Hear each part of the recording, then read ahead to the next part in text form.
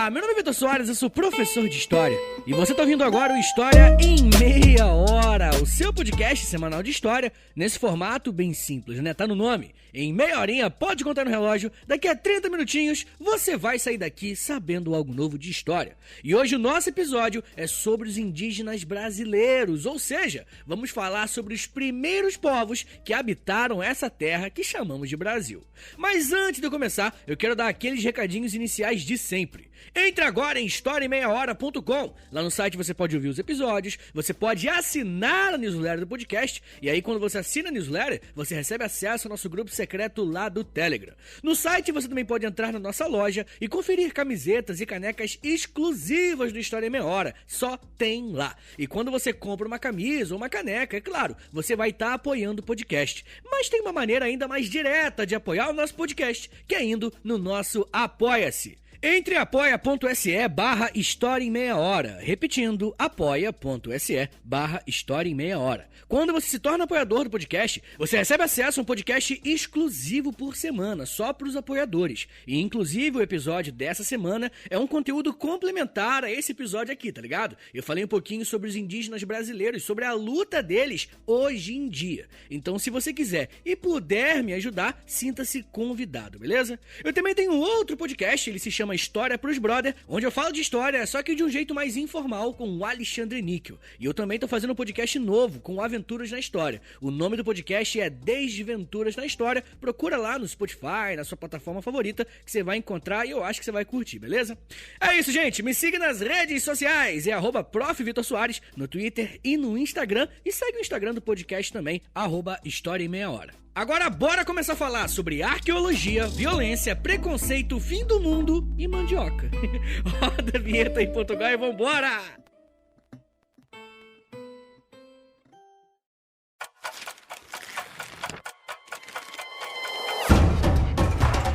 História em Meia Hora!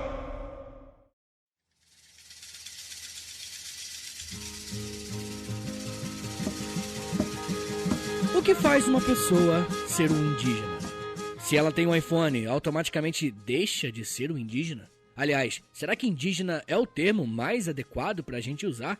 Bom, como vocês podem ver, o episódio de hoje vai dar o que falar, né? Porque vamos estudar sobre os povos que estavam aqui no Brasil antes da chegada dos europeus. O nome desse episódio é Indígenas Brasileiros, mas eu espero muito que você já tenha estranhado esse nome. Afinal, como é que os caras poderiam ser brasileiros se nem existia Brasil? Bom, vai com calma, pequeno gafanhoto, que aos poucos vamos responder essas e várias outras perguntas que você possa ter quando o assunto são os povos nativos aqui do Brasil. Uma das principais dúvidas que a galera tem quando o assunto são povos indígenas é como eles chegaram aqui na América. Recentemente, aqui no História Meia Hora eu fiz um episódio sobre a pré-história. E em um determinado momento eu disse que os primeiros humanos chegaram aqui na América através do Estreito de Bering, em um momento que uma ponte de gelo se formou e foi possível a travessia. Existe uma discussão riquíssima, principalmente liderada pela arqueóloga Nied Guidon, se essa foi realmente a forma que o ser humano veio para a América. Ela defende que o ser humano, na verdade, veio bem antes do Estreito de Bering para a América, através de navegações das ilhas da Polinésia. Mas isso é uma outra discussão. O que a gente não falou naquele episódio é que os nativos que se assentaram na região brasileira têm muitas características de grupos humanos mongóis. Os mongóis são os grupos humanos originários da Ásia e parte dos indígenas brasileiros descendem diretamente desse grupo étnico que chegou aqui na América por volta de 17 a 13 mil anos antes de Cristo. Para vocês terem um exemplo de comparação, as principais características que os indígenas brasileiros e os asiáticos têm em comum são os olhos mais puxados, uma estatura um pouco menor e os cabelos bem lisos. Tendo essa informação, podemos dizer que a região que hoje é o Brasil já era habitada por milhares de anos antes.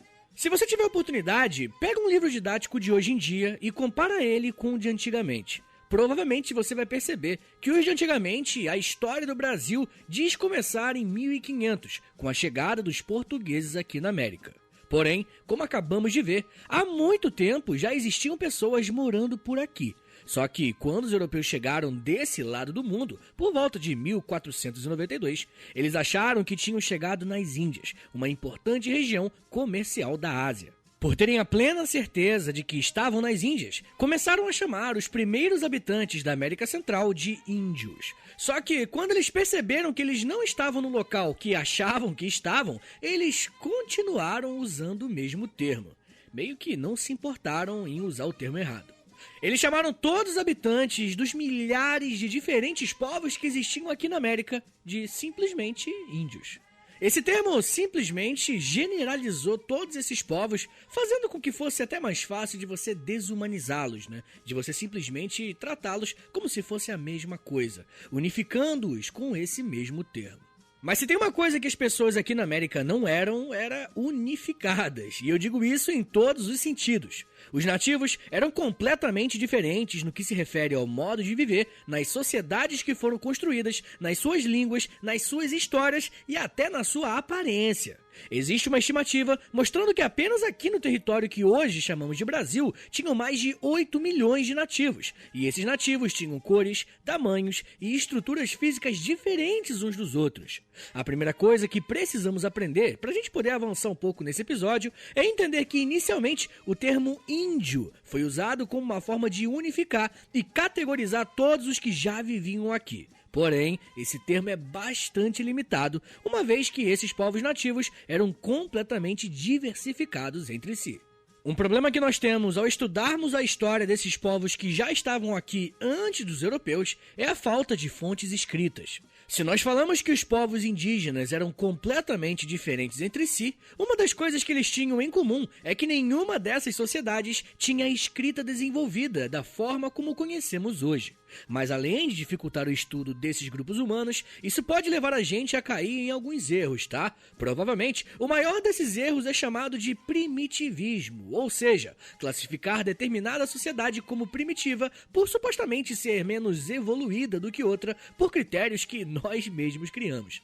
A historiadora Manuela Carneiro Cunha explica que essa forma de classificar as sociedades se tornou comum no século XIX, pois, abre aspas, foi quando as sociedades sem Estado se tornaram, na teoria ocidental, sociedades primitivas, condenadas a uma eterna infância, e, porque tinham parado no tempo, não cabia procurar-lhes história. Fecha aspas. É desse tipo de maneira de ver os indígenas que boa parte dos materiais que temos hoje foram construídos. As histórias, os ditados populares, as imagens, os livros e as classificações foram basicamente sustentadas nesse pilar, de que os indígenas não têm história e por isso poderiam ser escravizados, assassinados e simplesmente catalogados. Porém, o que aprendemos quando olhamos para a história dos povos indígenas, a partir do seu próprio ponto de vista, nós vemos o quanto a nossa cultura é diversificada e temos influências dessas sociedades que estavam aqui antes da chegada dos portugueses.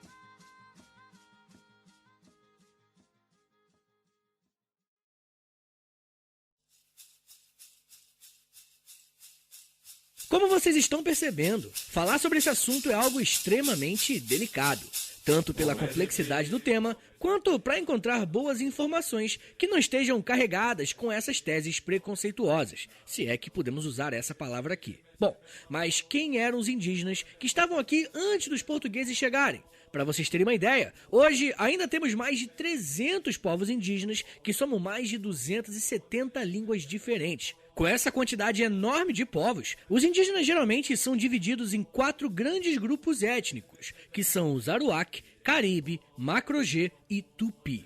Claro, quem fez essas divisões dessa maneira num primeiro momento não foram os próprios indígenas, e sim antropólogos e outros estudiosos que perceberam existir uma certa semelhança nas línguas que são faladas. Por exemplo, vocês estão ligados que o espanhol e o português são idiomas diferentes, porém dá pra perceber que alguns termos, algumas palavras são meio que parecidas, né? E que os sons também podem ser identificados. É exatamente a mesma coisa com as etnias indígenas. Dentro do tronco étnico-linguístico tupi, existem milhares de povos indígenas, como por exemplo os tamoios, os caeté, os tupiniquim, os goitacás e por aí vai, a lista é imensa. Mas falar sobre os tupis é muito interessante, porque eles foram os primeiros agrupamentos indígenas a terem contato com os portugueses, porque eles habitavam a região da costa brasileira. As etnias tupi podiam ser encontradas no norte ao sul da América do Sul, mas sempre na parte litorânea, e provavelmente seja o grupo indígena mais populoso e que temos mais registros porque o contato com os europeus foi realmente grande. Os tupis se organizavam em aldeias e sua economia se baseava quase que exclusivamente na agricultura. O local em que eles moravam se chamava Maloca, que era uma grande estrutura de madeira e palmeiras que habitava muitas pessoas de uma vez só. É bem provável que você já tenha ouvido falar desse termo maloca, e se ouviu, eu tenho certeza que o significado tenha relação com bagunça ou algo do tipo. Essa é mais uma das provas de como os elementos indígenas sofreram uma série de alterações pelos europeus para humilhá-los e simplesmente rebaixá-los. Ainda falando sobre os tupis, uma característica bem interessante sobre eles é que dentro do idioma tupi-guarani existia um termo para denominar todas as outras etnias que não fossem a deles. Eram os chamados tapuias. Os tapuias eram aqueles indígenas que moravam no interior do Brasil, mais afastados do litoral. E o que pouca gente sabe é que tupis e tapuias eram inimigos. Tapuia não chega a ser uma classificação de etnia, mas dentro do idioma tupi, os tapuias eram os bárbaros, inimigos, tá ligado? A existência dessa rivalidade entre os grupos indígenas foi fundamental para que as parcerias fossem criadas com os europeus. Por exemplo, aqui no feed do História Meia Hora, temos um episódio sobre o Brasil holandês. E lá eu falo como o rei Tapuia Janduí foi crucial para as negociações que envolveram os holandeses e os portugueses no Nordeste brasileiro por volta do ano de 1647. Nesse conflito com os tapuias, as tribos tupis se aliaram aos portugueses para juntarem forças e lutarem contra seus inimigos. Mas quando eu trago informações como essa, o meu objetivo não é falar tipo, tá vendo, os próprios indígenas ajudaram a matar outros indígenas, logo os europeus não fizeram nada demais. Não, nada disso, tá? A minha intenção em trazer um relato como esse é te mostrar que os indígenas negociavam com os europeus. Diferentemente do que muitos livros antigos falam a respeito dos indígenas, eles não eram membros passivos nessa relação com aqueles que chegaram do outro lado do mundo. Se os tupis viram nos portugueses uma oportunidade para poder acabar com seus inimigos, a parceria naquele momento era assim vantajosa para os tupis. Se você tiver que gravar pelo menos uma coisa desse episódio, anota isso aqui. Os indígenas sempre foram e ainda são personagens ativos na história do Brasil. A gente ainda vai falar mais sobre outros troncos étnicos dos indígenas brasileiros, mas me dá um minutinho aí, segura um pouco, que daqui a pouco a gente volta e eu falo mais sobre montanha, Tupã, morte de indígenas e resistência. Segura aí, que é um minutinho só.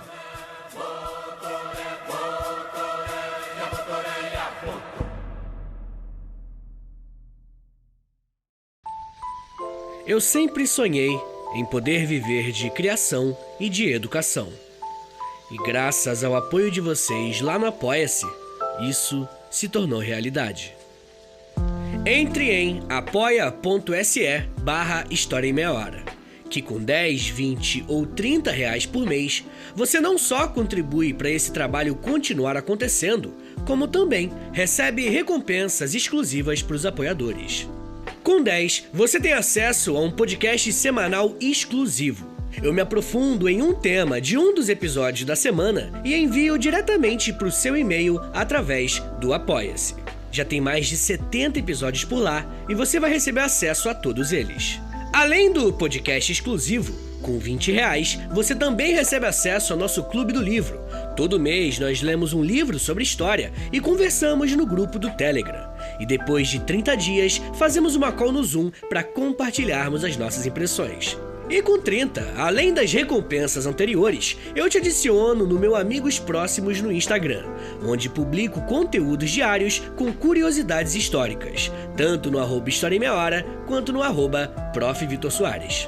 E se você tiver alguma dúvida sobre o apoio, é só entrar em contato comigo pelo e-mail historiaemmeiahora@gmail.com. apoia.se/História em Meia Hora. É apoia.se/História em Meia Hora. Valeu, gente!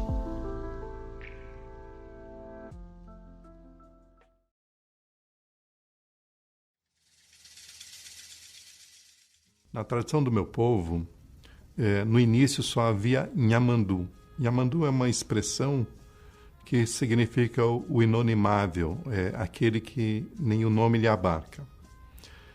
E num determinado momento, Yamandu quis conhecer a si mesmo.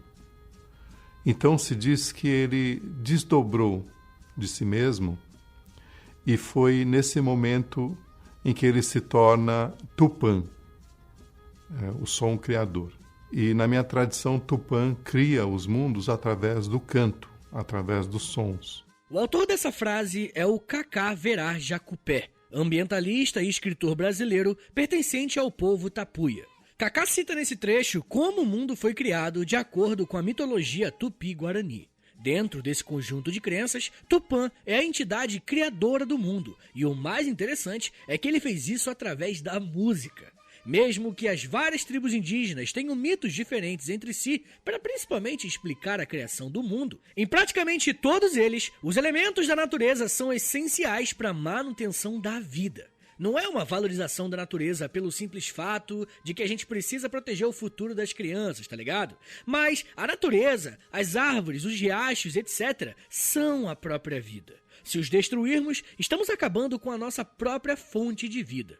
A questão religiosa na relação dos indígenas brasileiros com os portugueses também é algo que dá muito pano pra manga. A religiosidade nesse processo de conquista da América foi algo tão importante que quando chegaram aqui os europeus pensavam ter encontrado literalmente o paraíso. Mas por outro lado, diversas tentativas de conversão ao cristianismo foram feitas, desde abordagens pelo convencimento quanto abordagens através da força. Conforme os europeus aumentavam seu contato com as tribos indígenas do litoral, aos poucos foi existindo a necessidade de expandir os domínios para o interior do país. A partir disso, as tribos que eram conhecidas apenas como tapuias passaram a receber as suas próprias classificações dadas pelos europeus. Aqui, gente, mais uma vez, vale lembrar que essas classificações e muitos dos nomes que são dados aos indígenas foram feitos pelos europeus e não pelos próprios indígenas. Isso aconteceu com o segundo grande grupo étnico-linguístico brasileiro, chamado Macro-G. As tribos indígenas que pertencem a esse grupo habitavam em algumas partes do litoral brasileiro, mas estavam em maior número mesmo em regiões que hoje conhecemos como Mato Grosso e Goiás. Por terem tido um contato com os europeus mais tardio, a relação já não foi tão amistosa quanto foi a dos tupis. Dentro dos Macro-G, existiam povos como os Bororos, que tinham uma organização social muito bem estabelecida, tanto para os trabalhos de caça e agricultura, como as relações políticas internas. A primeira vez que os Bororos tiveram contato com os brancos foi a partir do século XVII, quando as missões jesuítas estavam avançando pelo interior do país. No século seguinte, os bandeirantes paulistas foram chamados para desbravar o Brasil, com muitas aspas, tá? E a ideia era buscar ouro que havia sido descoberto em Cuiabá. Os cariris são mais um dos grupos étnicos ligados ao Macro-G, que entraram em muitos conflitos com os europeus. Só que, diferentemente dos bororos, os cariris habitavam a região nordeste do país, e até hoje existem grupos descendentes dos cariris que vivem no nordeste brasileiro, só que em áreas completamente afastadas das cidades. Vocês perceberam que até agora não falamos da Amazônia? No senso comum, quando falamos em indígenas, logo vem na mente a região amazônica e o próprio estado do Amazonas, não é verdade? Como os primeiros a estarem em contato com os europeus foram os povos do litoral, infelizmente eles também foram os primeiros a morrer. A região amazônica, no momento em que o Brasil foi encontrado pelos portugueses, tinha a maior diversidade de povos numa mesma área. Além dos tupis e dos povos Gês na região do Pará, temos também os grandes troncos étnicos linguísticos Aruaque e Caribe, justamente na região amazônica. A civilização Caribe habitava não só o norte do Brasil, como outras áreas ao norte do continente sul-americano. Desde o primeiro contato com o europeu, os caribes ficaram conhecidos por serem indígenas guerreiros e muito agressivos em relação à proteção de suas terras. Nesse ponto, temos uma coisa muito importante para se pensar.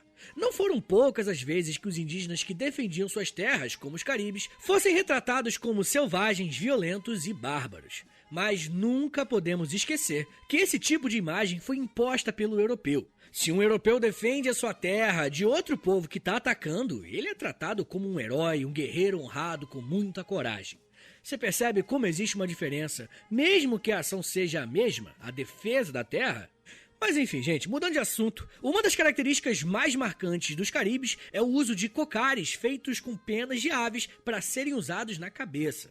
A região em que moram os caribes é um lugar que faz divisa entre Brasil, Venezuela e Guiana. E no meio dessa divisa tem o chamado Monte Roraima, que é um monte gigante que chega a ter mais de 2.700 metros de altitude. O interessante é que, para os caribes, esse monte tem uma origem mitológica. De acordo com eles, existiu uma criatura gigantesca chamada Macunaíma, que seu nome significava homem gigante ou gigante mau, e tinha o poder de transformar as criaturas em pedras. Logo, para os caribes, o Monte Roraima surgiu no meio da vegetação como uma espécie de punição por terem derrubado uma bananeira sagrada. Por fim, o último grande grupo étnico-linguístico é formado pelos Aruac. Aqui no Brasil, eles se concentram praticamente no estado do Amapá e em boa parte de Roraima.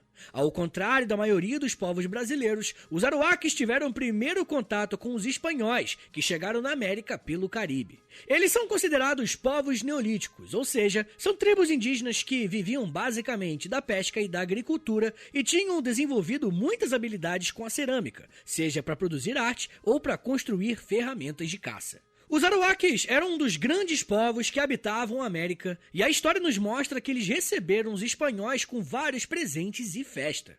Porém, quando a gente fala sobre esse grupo étnico-linguístico, infelizmente, a gente vai ter que falar um pouquinho também sobre como os indígenas foram mortos. Eu comecei o episódio falando que, no momento em que os portugueses chegaram no Brasil, existiam aproximadamente 8 milhões de indígenas por aqui. Hoje, esse número não chega a 1 milhão. Não dá para falar sobre indígenas brasileiros sem falar como esse número foi tão reduzido. Provavelmente, a maior arma dos europeus contra os nativos não foram balas ou espadas, e sim as suas doenças.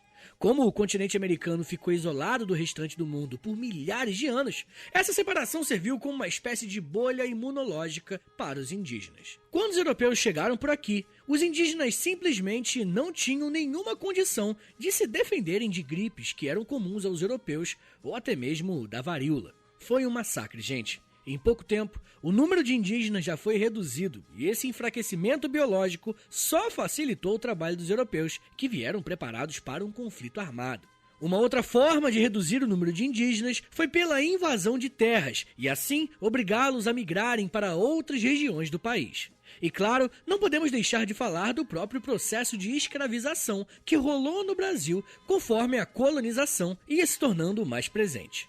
Da mesma forma que os indígenas são personagens ativos na nossa história, eles também colecionam histórias de resistência e muita luta contra a servidão forçada. Falar sobre a história indígena é apenas uma forma de não esquecermos que, na visão deles, o seu território foi invadido e até hoje está sendo controlado pelos invasores. Ter um episódio como esse é uma grande oportunidade para falarmos sobre uma história que por muito tempo foi colocada de lado em nosso país. Geralmente, na escola, estudamos sobre os indígenas no primeiro contato com os europeus e no período da colonização. Mas quando o Brasil se torna um império, é como se os indígenas simplesmente sumissem do mapa. Gente, para onde eles foram? O que eles passaram a fazer? Como que foi a resistência indígena? Para muita gente, isso é um mistério. Quando entramos no Brasil República, então, a coisa até piora. Vivemos em uma sociedade que gosta muito de falar em proteção ambiental, mas que não dá espaço para os maiores preservadores do meio ambiente falarem. Vocês querem um exemplo disso? Recentemente rolou a CPI da Covid e no relatório final foi apontado alguns crimes contra os indígenas por falta de vacinação, etc.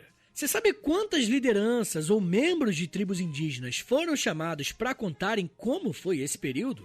Um total de 0. Isso só mostra que ainda temos uma relação bem complicada com os indígenas brasileiros. E é só através da educação, do espaço para eles mostrarem quem eles de fato são, que vamos conseguir romper aos poucos vários séculos de exclusão, apagamento, generalizações e morte.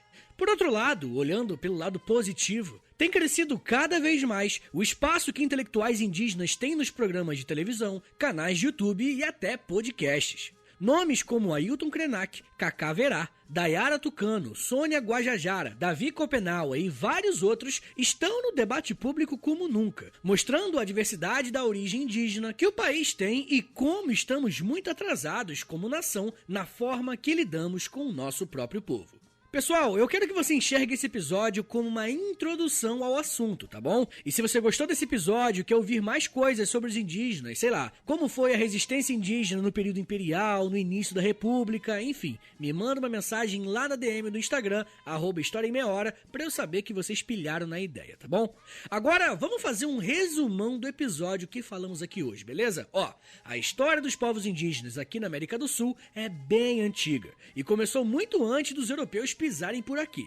É provável que os primeiros grupos humanos vindos da Ásia chegaram por aqui por volta do ano 15.000 a.C. No território que hoje chamamos de Brasil, existiam mais de 300.000 grupos étnicos que se diferenciavam entre si. Uma forma que os estudiosos usam para classificar esse enorme número é separá-los pelos troncos étnicos linguísticos. Dessa forma, podemos dizer que existem 4 grandes grupos étnicos linguísticos e dentro de cada um deles existem milhares de subdivisões e outras classificações. Ressaltar isso é importante, porque nos mostra o quão errado o termo índio é, ao ser usado para unificar todos os povos como tendo as mesmas características, coisa que não é nem um pouco verdade. O maior desses grupos é a etnia Tupi, que habitava o litoral do país e foram os primeiros habitantes a terem contato com os europeus. No primeiro momento, esse contato foi pacífico e parcerias foram criadas, inclusive, para combaterem povos rivais. Para os tupis, qualquer povo indígena que não pertencesse à sua etnia era chamado de tapuia.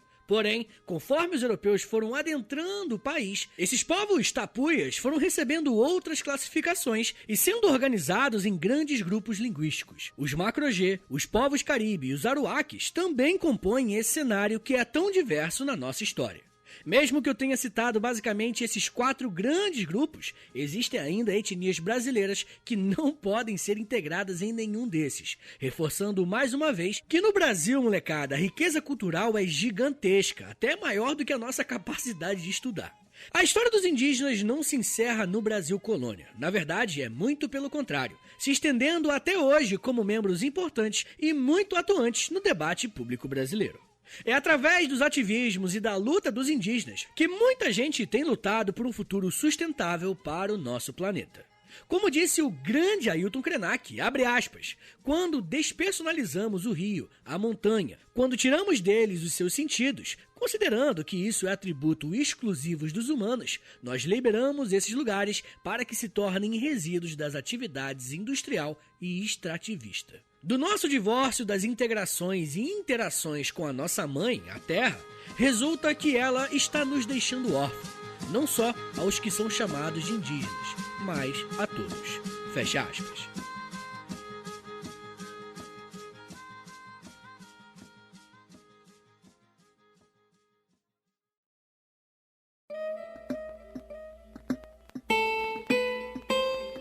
Senhores, muito obrigado por terem ouvido até aqui. Esse tema é bem legal, é bem difícil também, né? Mas ó, deixa eu falar uma coisa aqui. Eu espero muito que, sei lá, se você for descendente ou pertence a alguma etnia indígena, gente, eu espero do fundo do meu coração que eu não tenha cometido nenhum tipo de erro ou imprecisão. Infelizmente, só recentemente que lideranças indígenas têm conseguido mais e mais espaço pra falarem por si só. Mas eu convido vocês aí, se eu falei alguma besteira, a irem no post do Instagram desse episódio aqui, onde eu vou postar inclusive as referências que eu usei pra fazer, e aí comenta lá, né, os problemas, pode trazer coisas novas também pra adicionar ao debate, sinta-se convidadíssimo, tá bom? Mas ó, gente, vocês aí, ó, compartilha esse episódio, dá essa moralzinha, compartilha lá no Instagram se você puder e marca lá, @História em Meia Hora, que isso me ajuda muito. Se você gosta do História em Meia Hora, se você quer ver esse podcast continuar de pé, dá uma passada lá no Apoia-se, pode crer? Não esquece, é apoia.se/História em Meia Hora. E novamente, eu tenho outro podcast, ele se chama História pros Brother, e eu também tenho outro podcast do Aventuras na História, ele se chama Desventuras na História. Me siga nas redes sociais, é @Prof. Vitor Soares no Twitter e no Instagram também, beleza? É isso, gente. Muito obrigado, um beijo, até semana que vem. E valeu!